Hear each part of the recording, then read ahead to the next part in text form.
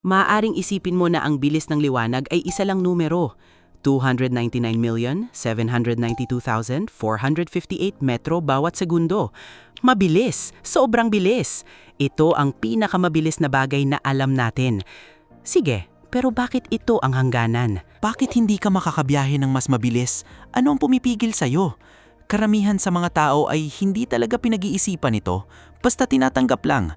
Sabi ni Einstein, ang bilis ng liwanag ang speed limit ng universo. Ganun lang talaga. Pero hindi iyon sagot. Pag-uulit lang iyan ng mga salita. Kapag tinanong mo talaga kung bakit walang makakagalaw ng mas mabilis kaysa sa liwanag, kapag sinubukan mong hukayin ang bagay na talagang pumipigil sa'yo, may matutuklasan kang napakakaiba, nakakaiba sa batayan mula sa pang-araw-araw na karanasan. Nababaguhin nito ang lahat ng alam mo tungkol sa espasyo at oras. Ang bilis ng liwanag ay hindi lang basta bilis. Hindi lang ito ang pinakamabilis. Ito mismo ang istruktura ng mismong universo. Nakahabi ito sa tela ng espasyo at oras sa paraang ang pagpunta ng mas mabilis ay literal na walang kabuluhan. Hayaan mong ipakita ko sa iyo ang ibig kong sabihin. Magsimula tayo sa isang simpleng bagay. Isang bagay na alam ng lahat. Lahat ng bagay ay nahuhulog. Maghulog ka ng isang bagay, babagsak ito. Eksaktong 16 talampakan, mga 4.8 metro sa unang segundo. Iyan ang sinukat ni Galileo. Maghulog ng bola, maghulog ng bato, maghulog ng kahit ano. Sa loob ng isang segundo, 16 talampakan ang bagsak nito. Ngayon, isaalang-alang natin ang buwan. Ang buwan ay umiikot sa daigdig. Hindi ito nahuhulog, nanatili ito, umiikot, gumagalaw sa isang bilog. Pero teka, nahuhulog ba ito? Subukan mong pag-isipan. Kung ang buwan ay huminto lang sa kalawakan at hindi gumagalaw, ano ang mangyayari? Babagsak ito ng diretsyo patungo sa daigdig, hihilain ito ng gravity. Ngunit ang buwan ay gumagalaw. Gumagalaw ito ng patagilid, tanginsyal sa orbita nito. At dahil gumagalaw ito ng patagilid habang hinihila ito pababa ng gravity, patuloy itong nahuhulog na nakakaligtaan ang daigdig. Nahuhulog ito patungo sa daigdig, ngunit patuloy na nakakaligtaan. Iyan ang kalikasan ng isang orbita. Ito ay patuloy na pagkahulog habang gumagalaw ng patagilid ng sapat na mabilis upang hindi kailanman tumama sa lupa. Dito nakita ni Newton ang kanyang henyong pananaw. Ang buwan ay 240,000 milya ang layo mula sa sentro ng daigdig. Tayo ay nakatayo sa ibabaw, 4,000 milya ang layo mula sa sentro ng daigdig. Kaya ang buwan ay 60 beses na mas malayo kesa sa atin. Nagtanong si Newton, paano kung humihina ang gravity ayon sa distansya? Kung sinusunod nito ang batas ng inverse square, nangangahulugan iyon na kung dumoble ang layo mo, 4 na beses nahihina ang gravity. Kung 3 beses ang layo, 9 na beses na mas mahina. Ibig sabihin, ang kwadrado ng distansya. Kung totoo iyon, sa distansya ng buwan na 60 beses na mas malayo, ang gravity ay dapat na 60 kwadrado beses na mas mahina. Ibig sabihin, 3,600 beses na mas mahina? Sa daigdig ngayon, ang mga bagay ay bumababa ng 16 talampakan sa loob ng isang segundo. Kung ang gravity sa buwan ay 3,600 beses na mas mahina, ang buwan ay dapat bumagsak patungo sa daigdig ng halagang katumbas ng 16 talampakan na hinati sa 3,600. Gawin natin ang kalkulasyon. 16 talampakan hinati sa 3,600. Mga 120 na isang pulgada bawat kwadradong segundo. Teka, hayaan mong ipahayag ko ito ng iba. Sa loob ng isang segundo, ang isang bagay sa distansya ng buwan ay babagsak patungo sa daigdig ng 120 pulgada na i-multiply sa 3,600 dahil pinag-uusapan natin ang kwadrado ng oras sa formula. Ang 120 pulgada na i-multiply sa 3,600 ay katumbas ng eksaktong 16 talampakan. Eksakto kung ano ang sinusukat natin sa daigdig. Kinalkula ni Newton kung gaano kalaki ang babagsak ng buwan patungo sa daigdig sa loob ng 1 segundo kung susundin ng gravity ang batas ng inverse square. At ang resulta ay perpektong nagtugma. Ang buwan ay nahuhulog sa eksaktong bilis na hinulaan ng batas ni Newton. Isa itong napakalaking tagumpay. Hindi lang ito isang simpleng teorya, isa itong prediksyon. Kinuha ni Newton ang isang ganap na independenteng katotohanan, ang bilis ng pagbagsak ng mga bagay sa daigdig, at ikinonekta ito sa isa pang independenteng katotohanan, ang panahon ng orbita ng buwan at ang distansya nito sa daigdig. Dalawang bagay na tila walang kaugnayan ang biglang nag-ugnay sa pamamagitan ng isang batas, ang batas ng universal na grabitasyon. Wala nang balikan pagkatapos nito, mas lumayo pa si Newton. Kinalkulan niya kung ano ang magiging hugis ng mga planetaryong orbita kung susundin ng gravity ang batas ng inverse square, at natuklasan niya na dapat itong elliptical.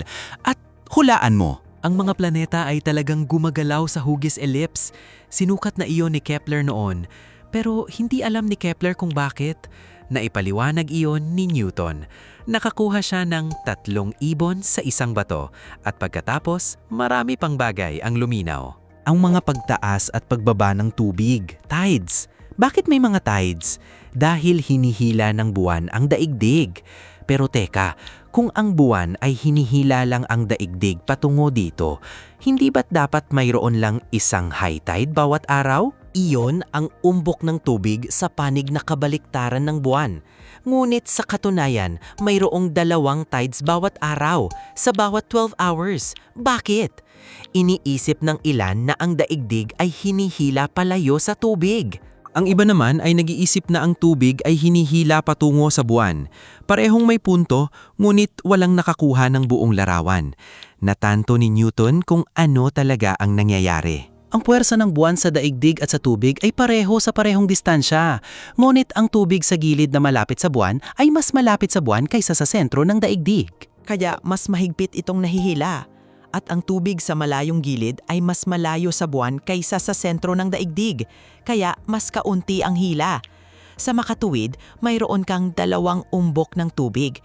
Isa kung saan mas mahigpit na hinihila ang tubig patungo sa buwan, at isa kung saan ang tubig ay nahuhuli dahil mas mahigpit na hinihila ang daigdig kaysa sa masang iyon ng tubig. 2 tides bawat araw. Sa katunayan, ginagawa din ng daigdig ang parehong paggalaw tulad ng buwan. Gumagalaw ito sa isang bilog. Ang sentro ng bilog na iyon ay nasa isang lugar sa loob ng daigdig. parehong umiikot ang daigdig at buwan sa paligid ng kanilang karaniwang sentro ng masa, barycenter. Kung gusto mo itong intindihin sa ganitong paraan, ang masang tubig na ito ay mas itinutulak palabas ng centrifugal force kaysa sa daigdig, at ang kabilang masang tubig naman ay mas hinihila ng mas malakas kaysa sa average na hila ng daigdig. Sa paano man, naipaliwanag na ang mga tides at ang katotohanan na mayroong 2 bawat araw. Marami pang ibang bagay ang luminaw din. Bakit bilog ang daigdig? Dahil ang lahat ay hinihila papasok. Bakit hindi ito perpektong bilog? Dahil ito ay umiikot, kaya ang panlabas na bahagi ay bahagyang itinutulak palabas na lumilika ng balanse. Bakit bilog ang araw at buwan at iba pa? Habang umuunlad ang agham at naging mas tumpak ang mga pagsukat, ang mga pagsubok sa batas ni Newton ay naging mas mahigpit. Ang mga unang maingat na pagsubok ay kinasangkutan ng mga buwan ni Jupiter. Sa pamamagitan ng maingat na pagmamasid kung paano sila umiikot sa loob ng mahabang panahon, maaaring masuri ng napakatumpak kung ang lahat ay sumusunod sa mga batas ni Newton. At lumabas na hindi ito laging ganon. Ang mga buwan ni Jupiter ay minsan lumilitaw ng 8 minuto ng mas maaga sa schedule at minsan naman ay 8 minuto ng huli, kung saan ang schedule ay kinalkula batay sa batas ni Newton. 8 minuto. Napakalaking paglihis niyan. May mali. Pero teka, napansin na mas maaga sila sa schedule kapag malapit ang Jupiter sa daigdig at huli kapag malayo ang Jupiter. Isang medyo kakaibang sitwasyon. Si Sir Romer na naniniwala sa batas ng universal na grabitasyon ay dumating sa isang kagiliw-giliw na konklusyon. Ang liwanag ay nangangailangan ng oras upang maglakbay mula sa mga buwan patungo sa daigdig. At ang nakikita natin kapag inoobserbahan ang mga buwan ay hindi ang kanilang kasalukuyang estado, kundi ang kanilang estado ilang sandali na ang nakalipas, katumbas ng oras na kinakailangan ng liwanag upang makarating dito. Kapag malapit sa atin ang Jupiter, mas kaunting oras ang kinakailangan ng liwanag upang maglakbay. Kapag mas malayo ang Jupiter, mas maraming oras ang kinakailangan. Kaya, kinailangan niyang ayusin ang mga obserbasyon para sa pagkakaiba sa oras at sa pamamagitan ng katotohanan kung gaano sila kaaga o kahuli natukoy niya ang bilis ng liwanag. Ito ang unang katibayan na ang liwanag ay hindi naglalakbay ng instantaneous. Pag-isipan mo ang kakalabas lang na nangyari. Natagpuan natin ang bilis ng liwanag hindi sa pamamagitan ng direktang pagsukat, kundi sa pamamagitan ng pagtitiwala sa batas ng universal na grabitasyon. Nang may hindi nagtugma, sa halip na itapon ang batas ni Newton, sinabi ni Romer, paano kung ang liwanag ay nangangailangan ng oras upang maglakbay? At tama siya. Tinutukoy ko ang partikular nga puntong ito para sa iyong pansin dahil nagpapakita ito ng isang bagay. Kapag totoo ang isang batas, maaari itong gamitin upang matuklasan ang isa pang batas. Sa pamamagitan ng pagtitiwala sa batas na ito, kung may pumalpak, maaari itong magpahiwatig ng isa pang kababalaghan, phenomenon. At kung hindi natin alam ang batas ng universal na grabitasyon, mas matagal sana nating natuklasan ang bilis ng liwanag dahil hindi natin malalaman kung ano ang aasahan mula sa mga satellite ni Jupiter. Ang prosesong ito ay naging isang malaking alon ng pagtuklas. Ang bawat bagong pagtuklas ay nagbigay ng mga kasangkapan para sa mas marami pang pagtuklas. At ang simula na ito, ang simula ng alon na iyon, ay nagpapatuloy sa loob ng nakaraang 400 taon bilang isang tuloy-tuloy na proseso. At patuloy pa rin nating sinasakyan ng alon na iyan sa mataas na bilisan na yon, ngunit ito ang problema. Kapag nalaman mo na ang bilis ng liwanag, kapag nasukat mo na ito, sisimulan mong mapansin ang isang napakakaibang bagay. Ang liwanag ay laging naglalakbay sa parehong bilis. Sa lahat ng pagkakataon, walang pakialam kung sino ang sumusukat nito, anuman ang bilis ng iyong paggalaw. Hayaan mong magbigay ako ng tiyak na halimbawa. Nakatayo ka lang. Binuksan mo ang isang flashlight. Sinusukat mo ang bilis ng liwanag na lumabas. 299,792,458 metro bawat segundo. Mabuti. Ngayon, sumakay ka sa isang tren.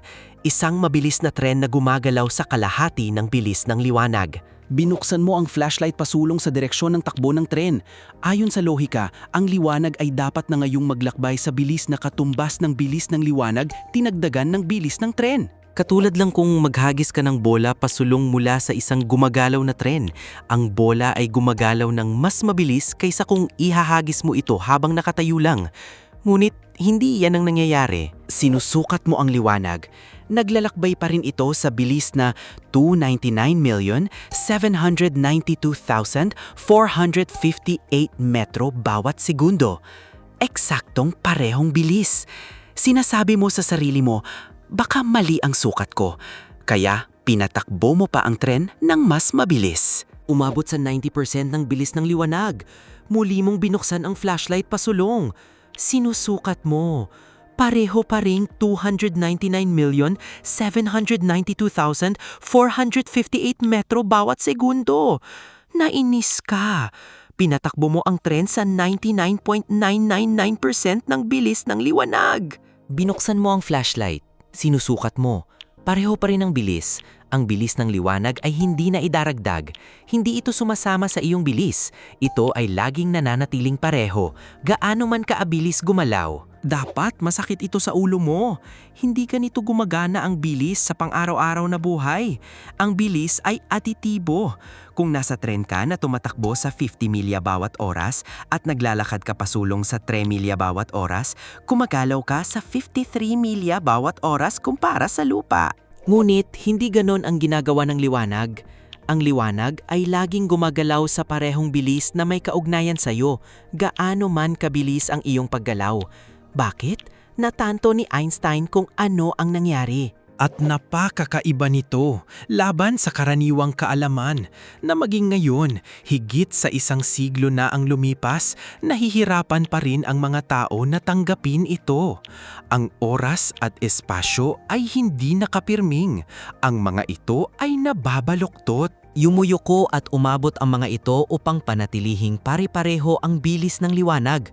Kapag gumagalaw ka ng mas mabilis, bumabagal ang oras para sa'yo. Ang iyong orasan ay talagang tumitiktak ng mas mabagal at ang mga distansya ay umuurong. Ang espasyo sa harap mo ay nakakompress. Ang mga epektong ito ay totoo. Hindi sila optical illusion. Hindi sila error sa pagsukat. Talagang bumabagal ang oras. Talagang umuurong ang espasyo. At ang antas kung saan nagbabago ang mga ito ay tama lang upang gawing pareho ang bilis ng liwanag para sa lahat. Hayaan mong ulitin ko iyan. Inaayos ng universo ang oras at spasyo. Binabaluktot ang mga ito, iniaabot ang mga ito, kinokompress ang mga ito upang matiyak na ang liwanag ay laging naglalakbay sa parehong bilis para sa lahat. Ang bilis ng liwanag ay hindi lang isang numero ng bilis. Ito ay isang estruktural na konstante ng universo. Ang espasyo at oras ay nakaayos sa paraang ang bilis na ito ay pareho para sa lahat. Ngayon, dito pa mas lalong magiging kakaiba ang mga bagay. Kung susubukan mong pabilisin ang isang bagay, anumang bagay, hanggang sa bilis ng liwanag, may nangyayaring napakakaiba. Habang papalapit ka sa bilis ng liwanag, mas nagiging mahirap ang pagpunta ng mas mabilis. Hindi dahil naubusan ka ng gasolina, hindi dahil hindi sapat ang lakas ng iyong makina, kundi dahil ang mismong bagay ay lalong lumalaban sa pagbilis. Tinatawag natin itong pagtaas ng masa na may kaugnayan sa relativity. Kapag gumagalaw ka ng mas mabilis, tumataas ang iyong inertia, kawalang kibo. Ang pagtulak sa iyo ng mas mabilis ay nagiging mas mahirap kaysa dati. At habang papalapit ka sa bilis ng liwanag, ang iyong inertia ay papalapit sa walang hanggan, infinity. Upang talagang maabot ang bilis ng liwanag, kakailanganin mo ng walang hanggang enerhiya na imposible. Kaya walang bagay na may masa ang makakaabot sa bilis ng liwanag, hindi dahil sa ilang di makatuwirang tuntunin. Hindi rin dahil sa mga limitasyon sa teknikal, kundi dahil pinipigilan ito ng istruktura ng mismong espasyo-oras. Ang liwanag ay maaring gumalaw sa bilis na iyon dahil ang mga photon, partikulo ng liwanag, ay walang masa. Zero. Ang mga partikulo na walang masa ay dapat maglakbay sa bilis ng liwanag. Sa katunayan, napipilitan silang gawin ito. Wala silang ibang pagpipilian. Palagi silang gumagalaw sa bilis na iyon. Ngunit ang anumang may masa, maaari lang itong lumapit. Napakalapit. 99.9999% ng bilis ng liwanag. Ngunit, hindi maabot. Hindi ka papayagan ng universo. Ngayon, maaari mong tanungin, ngunit bakit? Bakit ganito ang pagkakaayos ng universo? Bakit may speed limit? At ito ang sagot na magdudulot sa iyo ng pagkadismaya. Walang mas malalim na dahilan na bakit pa ang bilis ng liwanag ay hindi isang speed limit na ipinataw sa universo. Ito ay isang kahihinatnan kung paano binuo ang universo. Ang espasyo at oras ay hindi hiwalay. Ang mga ito ay hinabi ng magkasama upang maging espasyo-oras, space-time. At ang espasyo-oras ay mayroong geometriya, isang istruktura. At ang istrukturang iyon ay mayroong built-in na conversion factor sa pagitan ng espasyo at oras. Ang conversion factor na iyon ay ang bilis ng liwanag, hindi dahil espesyal ang liwanag. Kundi ang espasyo-oras mismo ay mayroong pinakamataas na bilis kung saan maaaring kumalat ang sanhi at epekto, cause and effect. Ang liwanag ay nagkataong naglalakbay sa bilis na iyon dahil walang masa ang liwanag. Ngunit ang bilis mismo ay isang katangian ng espasyo-oras, hindi ng liwanag. Kung hindi umiiral ang liwanag, nandoon pa rin ang speed limit na yon. Isa itong katangian ng mismong universo. Narito ang isa pang paraan upang pag-isipan ito. Sa pang-araw-araw na buhay, iniisip mo na ang espasyo at oras ay hiwalay na mga bagay. Gumagalaw ka sa espasyo, lumipas ang oras. Ang mga ito ay independiyente sa isa't isa. Ngunit hindi sila ganun. Palagi kang gumagalaw sa espasyo-oras sa isang pare-parehong bilis sa lahat ng pagkakataon. Ngunit ang galaw na iyon ay ibinahagi sa pagitan ng espasyo at oras. Kung nakaupo ka lang, ang lahat ng iyong galaw ay sa pamamagitan ng oras. Gumagalaw ka sa hinaharap sa pinakamataas na bilis, 1 segundo bawat segundo. Ngunit kung magsisimula kang gumalaw sa espasyo, kailangan mong ilihis ang bahagi ng galaw na iyon palayo sa oras. Ngayon, gumagalaw ka sa parehong espasyo at oras. Nangangahulugan iyon na mas mabagal kang gumagalaw sa oras. Kung mas mabilis kang gumagalaw sa espasyo, mas mabagal kang gumagalaw sa oras. At mayroong pinakamataas na hangganan. Kung maaari kang gumalaw sa espasyo sa bilis ng liwanag, wala nang matitirang galaw para sa oras. Hihinto ang oras para sa iyo. Ito ang dahilan kung bakit hindi nakakaranas ng oras ang liwanag. Mula sa pananaw ng isang photon, ito ay inilalabas at sinisipsip sa iisang sandali. Walang oras na lumilipas. Ang universo ay nagyayelo. Hindi ka maaaring gumalaw ng mas mabilis kaysa sa liwanag dahil hindi ka maaaring magkaroon ng mas mababa sa zero na galaw sa pagdaan ng oras. Ayan ang hangganan. Ayan ang pader. At ito ang magandang bahagi. Hindi lang ito teorya. Sinubukan na natin ito paulit-ulit napakaraming beses.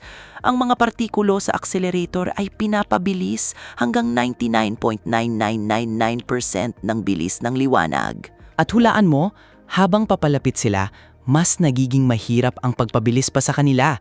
Eksaktong tulad ng hinulaan. Ang mga satellite ng GPS ay kailangang isaalang-alang ang pagluwag ng oras, time dilation. Mabilis silang gumagalaw at nasa mas mahinang gravitational field, kaya magkaiba ang paglipas ng oras para sa kanila kumpara sa atin sa lupa.